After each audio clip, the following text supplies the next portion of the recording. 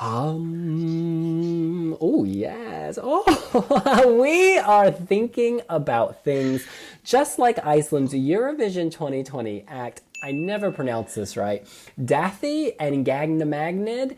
It's Daddy and the data, is all I know. And that data is full of richness, full of tweets, full of people celebrating this song. They were a favorite to win the Eurovision Song Contest 2020.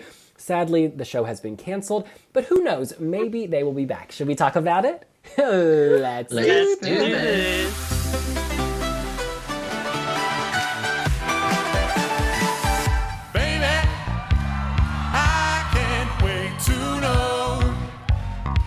What do you think about things? Believe it, I will always be there, so you can't tell me anything and I'll listen.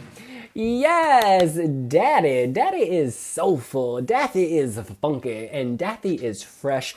And he does all of this with his band, The Data, by keeping it real. They are not trying to be, I don't know, Giselle Bundchen, Enrique Iglesias. They're not trying to be some top model superstar. They're just making fun music that they like. They're quirky, they're kooky, they're a little weird in a good way, because I know everybody on this call is a little bit weird.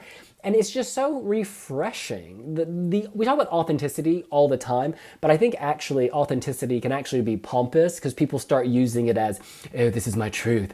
Oh, this is my light. This is authentic in the sense that they don't care about BS. They just want to have fun and entertain people.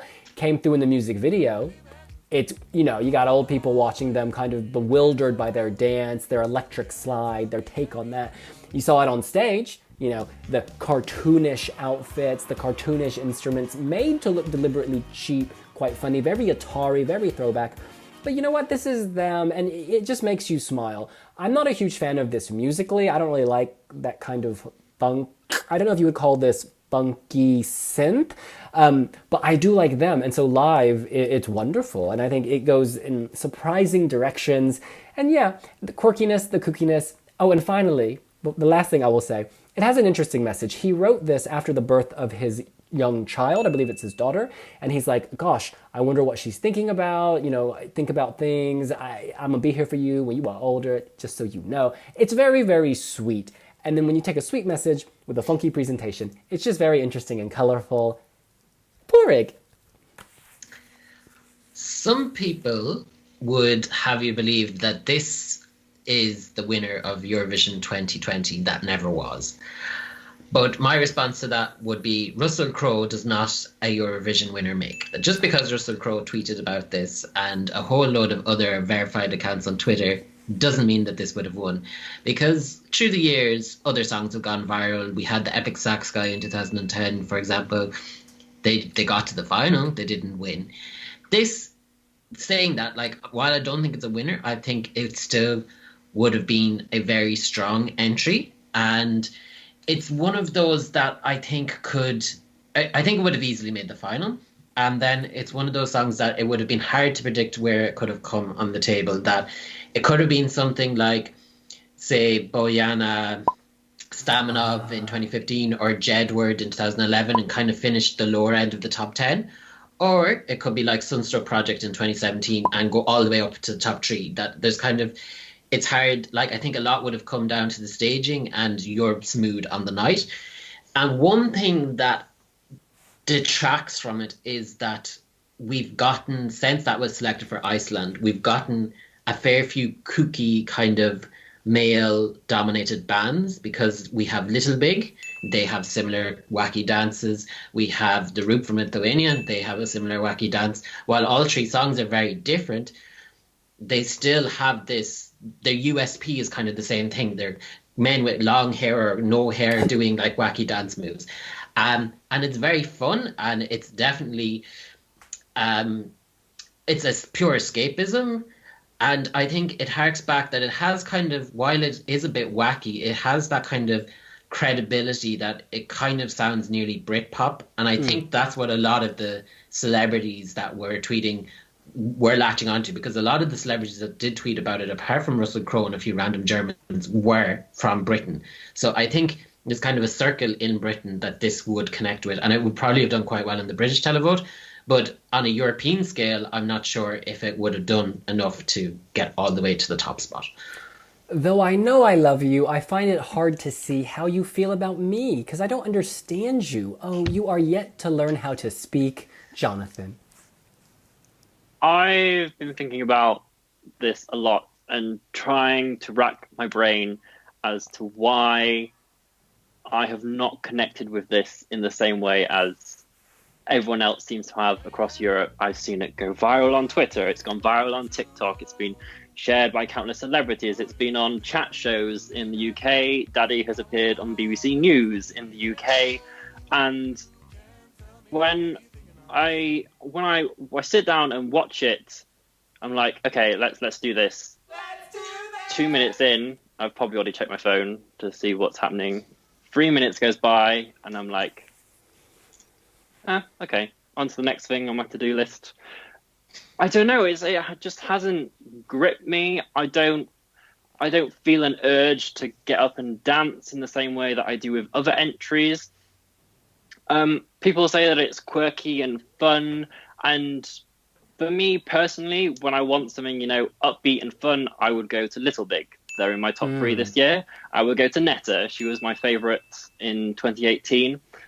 For me, this is a bit tame, and it's not terrible. I don't hate it by any means, but I'm just really not sure why it just hasn't connected with me.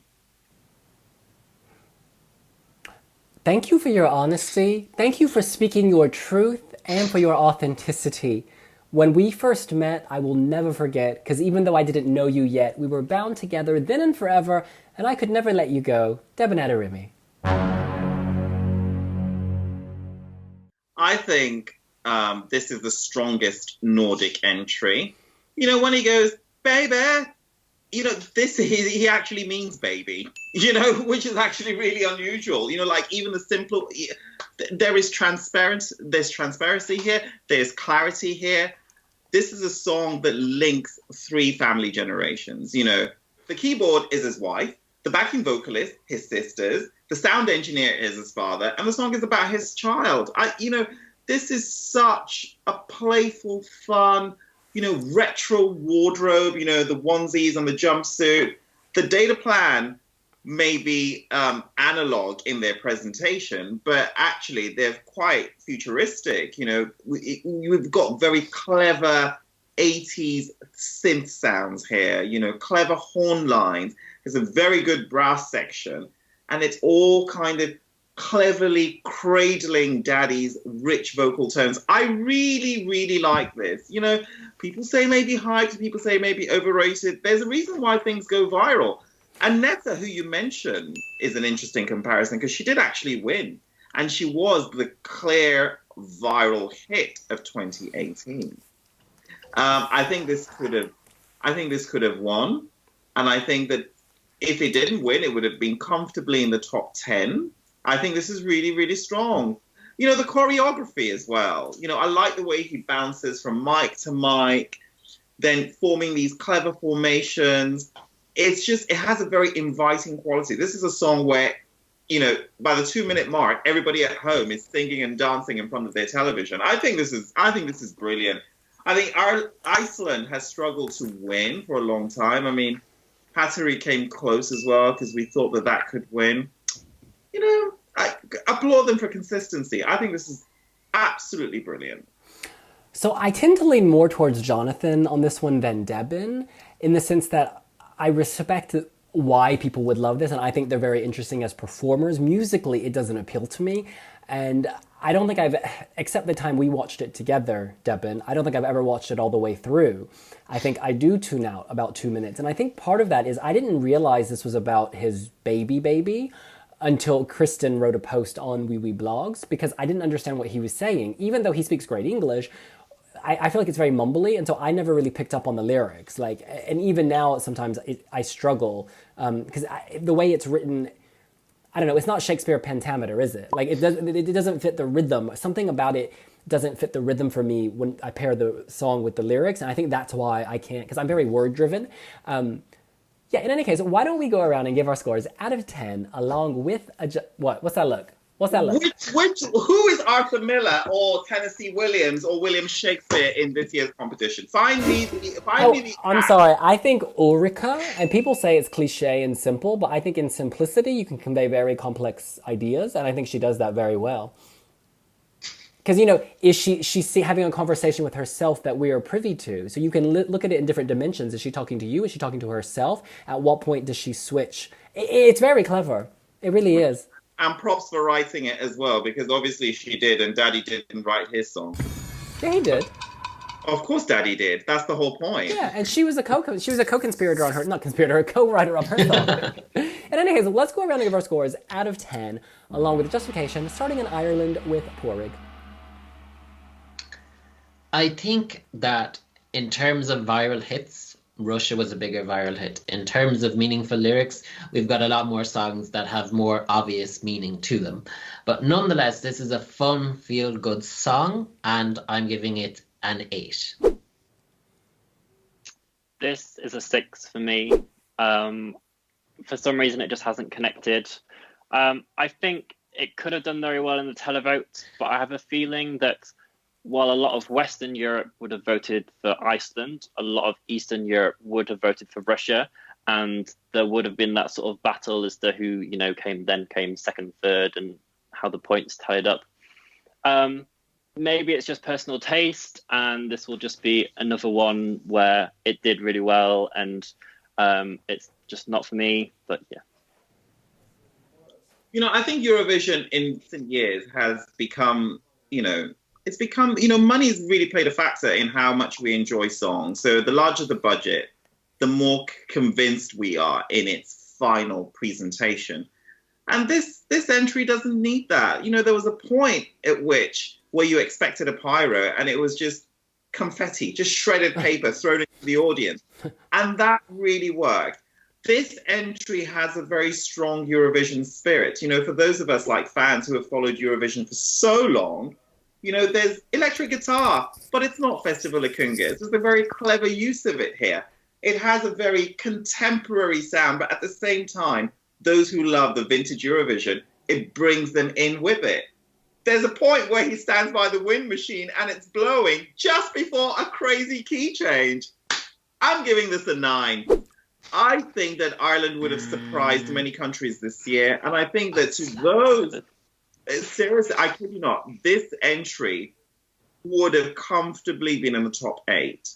I can't see this. There's so much love for it. And you talk about, you know, the power of celebrity and all of that. Yeah, there were lots of people that really liked it, not just in the UK and Australia, 2 voting powerhouses. Yeah. Their votes count the same as Estonia and Malta, just an FYI. But there's enough diaspora in those countries. Those countries are like, they host migrant populations who would have then liked it and voted for it. And you know what? But the points still count for the UK. No, because Russell Crowe doesn't just have Australian fans. Ryan Clark-Neal doesn't just have British fans. You know, it goes beyond that. But you know what? Forget all that. It's actually a really good, strong, powerful song. And we got to see it in our footage on the Melody Festival and after party, OGAE Sweden party. This lit up the crowd. And I think that, that the family story is so warm and so endearing. Very likable, very friendly, very sweet, quite touching once you know what it's about. This is one of the songs, actually the only song this year, I'd say, where people who I know who don't follow Eurovision at all approached me and said, "Oh, have you seen Iceland?" It happened 3 or 4 times with 3 or 4 different, very, very different people. And so to me, that was very promising in terms of the televote. I do agree with Porg, that, or was it Jonathan, whoever said it, about the split with Russia. I also think Lithuania, we cannot forget Lithuania. I mean, Lithuania was a favorite, and then this came along, and people kind of stopped talking about Lithuania for a little bit, but I prefer Lithuania in the sense that I remember, you know, they have maybe 1 or 2 gimmicks, the magnifying glass and this, and I just remember it more clearly, and I think musically it's very like edgy in a way, even though the lyrics are cliche, they're clever. In any case, my score for Daði was a 7, a lucky number 7. I think they're very likable. Most of my points are going for them and how likable they are and like the positive feels they give everyone around me. Musically, I'll take it or leave it, but this is more than a music show. This is a Eurovision, honey. Your eyes, your heart, your mouth, your mind. In any case, we are not the only Wiwibloggs. There are dozens of them all over the world, and they have also given scores out of a 10. And when we take the overall global average, we get... Wow, you guys, wow. We get an 8.03. Finally, Wiwibloggs have woken up. Amen to that. Very few songs get above an 8. I mean, very, very few. This year, I can tell you only 3 songs this year get above an 8. I'm very happy about it. I think there's a lot of love for this. And what I love about it is the simplicity of it, and the fact that it's a family story. It was written by him for his daughter, wife on the keyboard, 2 backing vocalists. It's a family show. And it looks and communicates like a family show. Yeah? No cats involved. He's thinking about things. Do you think about that? In any case, anyone else? I think the Wiwi jury score, just the system we have in place, it is nice to read through our reviews or watch them and you hear the analysis, but the scoring is imperfect in that it rewards the songs that upset people the least. That you could have a song that several of us give a top 10 to, but a lot of people don't like it and they give it like middling to low scores and that drags it down. So often, say we have had very good songs that have done very well in the Wiwi jury, like we've had Loreen, which was obviously Albania. But then we had Con Lin and Heartbeat did very well back in 2014 and they didn't even make the final. And I think we had Senek and we've had we've had certain random songs that are up there just purely because they don't upset people. But this song, I think, is closer to the Loreen that more people like it. It's not in Loreen's class, but I think that it's not necessarily the top 3 of the Wiwi juries, that if we were to get everyone to give their 12 points and 10 points instead of the best out of 10, it would be a different result. Which we will be doing. With all due respect, I mean, Eurovision itself is an imperfect system. I mean, Wiwi jury, at least we take out the outliers. I mean, we're talking about Eurovision where 5 nations who just show up at the final without even having to go through the semis. We talk about countries that run national selections that others that internally pick. We talk about, I mean, really. Okay, hello, Sinan. I'm so sorry this video is approaching 20 minutes. Forgive me. Ron, I'm so sorry. We're going to have to wrap this up. Okay, in any case, that's what we think. What do you think? Do you think Iceland was a legitimate contender to win? What do you make of all the hype on social media? Was this going viral because it slays? Let us know here on Wiwibloggs. Subscribe to us on YouTube, Spotify, Apple, and turn on all your notifications so that you don't miss a thing. Give this video a thumbs up and then head down to the comments section below and tell us what you've been thinking about. And we will see you later. Bye. Bye.